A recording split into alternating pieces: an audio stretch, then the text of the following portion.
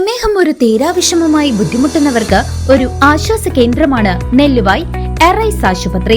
പ്രമേഹ ചികിത്സയിലും പ്രമേഹം മൂലമുള്ള കാൽപാദങ്ങളിലെ മുറിവ് ചികിത്സിക്കുന്നതിലും തന്റെ വൈദഗ്ധ്യം തെളിയിച്ച ഡോക്ടർ പ്രേംലാൽ ഇപ്പോൾ നെല്ലുവായ് എറൈസ് ഹോസ്പിറ്റലിൽ തിങ്കൾ മുതൽ ശനി വരെ രോഗികളെ പരിശോധിക്കുന്നു.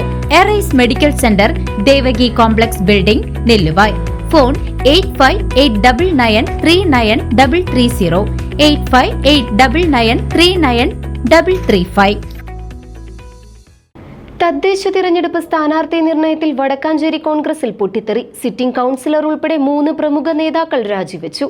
തദ്ദേശ സ്വയംഭരണ തിരഞ്ഞെടുപ്പിലെ സ്ഥാനാർത്ഥി നിർണയവുമായി ബന്ധപ്പെട്ട് വടക്കാഞ്ചേരി കോൺഗ്രസിൽ വൻ പ്രതിഷേധവും കൂട്ടരാജിയും. നഗരസഭയിലെ 2ാം ഡിവിഷനായ പുതുരുത്തി സെന്ററിലെ സിറ്റിംഗ് കൗൺസിലറായ ബിജീഷ് ഭാസ്കരൻ ഉൾപ്പെടെ 3 പ്രമുഖ നേതാക്കളാണ് ഔദ്യോഗിക സ്ഥാനാർത്ഥികൾക്കെതിരെ പ്രതിഷേധം രേഖപ്പെടുത്തി പാർട്ടി പദവികളിൽ നിന്നും പ്രാഥമിക അംഗത്വത്തിൽ നിന്നും രാജിവെച്ചത്. മുതിർന്ന കോൺഗ്രസ് നേതാവും മുൻ മണ്ഡലം പ്രസിഡന്റുമായ PM പ്രഫുല്ലചന്ദ്രൻ, മുണ്ടത്തിക്കോട് മണ്ഡലം വൈസ് പ്രസിഡന്റും OBC കോൺഗ്രസ് സംസ്ഥാന കമ്മിറ്റി അംഗവുമായ PP ഗിരീഷ് ചന്ദ് എന്നിവരാണ് രാജിവെച്ച മറ്റ് നേതാക്കൾ. NR സതീശനെ 2ാം ഡിവിഷനിൽ സ്ഥാനാർത്ഥിയാക്കിയ നടപടിയിലാണ് നേതാക്കൾക്ക് പ്രതിഷേധം.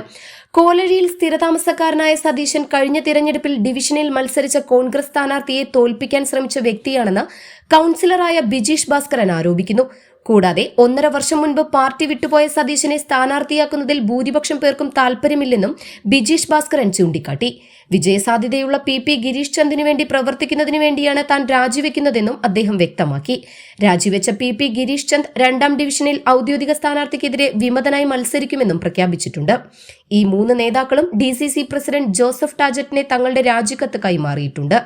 തദ്ദേശ തിരഞ്ഞെടുപ്പിന്റെ പശ്ചാത്തലത്തിൽ കോൺഗ്രസിനുള്ളിലെ ഈ വിഭാഗീയ നീക്കം പാർട്ടിയുടെ വിജയ സാധ്യതകളെ പ്രതികൂലമായി ബാധിക്കാൻ സാധ്യതയുമുണ്ട്.